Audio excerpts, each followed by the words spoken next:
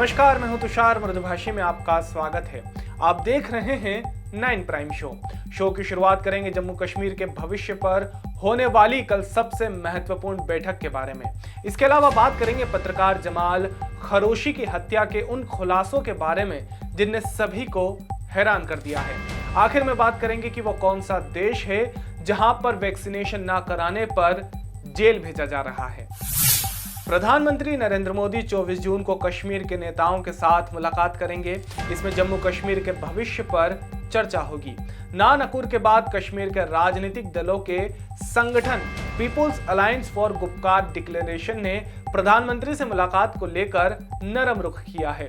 5 अगस्त 2019 को केंद्र ने जम्मू कश्मीर के स्पेशल स्टेटस को खत्म कर राज्य को 2 केंद्र शासित प्रदेशों जम्मू कश्मीर और लद्दाख में बांट दिया था।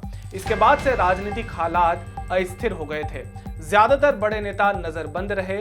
अब मोदी की मुलाकात को केंद्र की ओर से जम्मू कश्मीर में जमहूरियत कायम करने के लिए सभी दलों से बात करने की कोशिश के तौर पर देखा जा रहा है। बैंकों से भारी भरकम कर्ज लेकर विदेश भागने वाले कारोबारियों पर शिकंजा अब और सख्त होने वाला है। ईडी ने बुधवार यानी 23 जून को इस मामले में बड़ा फैसला लिया है। इसके तहत सरकारी एजेंसी विजय माल्या, नीरव मोदी और मेहुल चोकसी की जब्त संपत्तियों को केंद्र और सरकारी बैंकों को सौंपेगी। ईडी द्वारा जब्त संपत्ति करीब 18,170 करोड़ रुपए की है, जो बैंकों की कुल लॉस का लगभग 80% के लगभग है। एजेंसी ने कहा कि इसमें से 9,371 करोड़ रुपए के एसेट्स को वह सरकार और पब्लिक सेक्टर के बैंकों को देगी।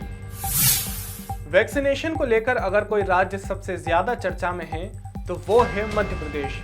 राज्य में 21 जून को 17.44 लाख डोज लगाकर रिकॉर्ड बनाया गया, लेकिन अगले ही दिन यह आंकड़ा 99% से ज्यादा गिरकर 4,842 तक रह गया। इसके अलावा बीते 2 दिनों में बिहार में 54%, राजस्थान में 20% और गुजरात में 18% वैक्सीनेशन कम हुआ। इस मामले में उत्तर प्रदेश ने 22 जून को 8.21 लाख और महाराष्ट्र ने 5.59 लाख डोज लगाकर रिकॉर्ड बनाया। कोरोना के अलग अलग वेरिएंट से परेशान दुनिया भर के लोगों के लिए एक अच्छी खबर है। वैज्ञानिकों ने ऐसी वैक्सीन बनाने में कामयाबी हासिल कर ली है जो न सिर्फ कोविड-19 बल्कि कोरोना वायरस के फैमिली में जितने भी खतरनाक वायरस हैं उन सब से लड़ने में मददगार है। वैज्ञानिक इस वैक्सीन का सफल ट्रायल चूहों पर कर चुके हैं। जिन चूहों पर इसका ट्रायल किया गया वे सार्स कोविड और कोरोना के दूसरे वेरिएंट से पीड़ित थे। उम्मीद है कि अगले साल तक इंसानों पर इसके ट्रायल शुरू कर दिए जाएंगे।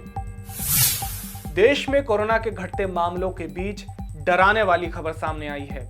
देश में दूसरी लहर के लिए जिम्मेदार कोरोना वेरिएंट डेल्टा एक बार फिर रूप बदलकर सामने आया है। इसे डेल्टा प्लस का नाम दिया गया है।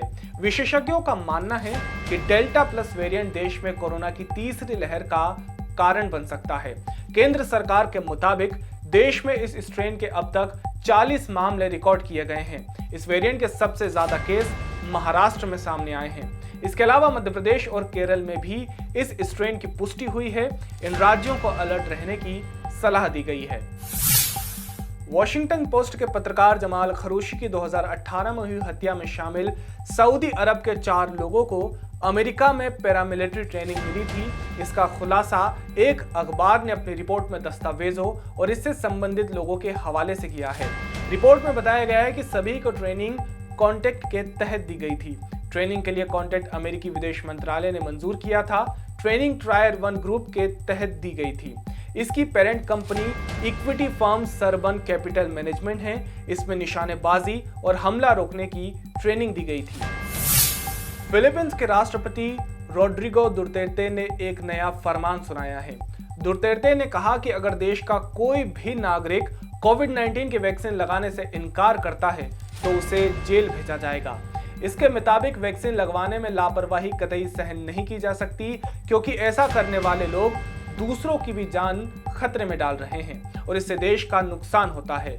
दुर्तेर्ते ने पिछले साल कोविड-19 की पहली लहर के वक्त एक भाषण में कहा था कि जो लोग लॉकडाउन में बेवजह घूमते पाए जाएंगे उन्हें पुलिस या सेना गोली भी मार सकती है। उनके इस बयान का काफी विरोध भी हुआ था।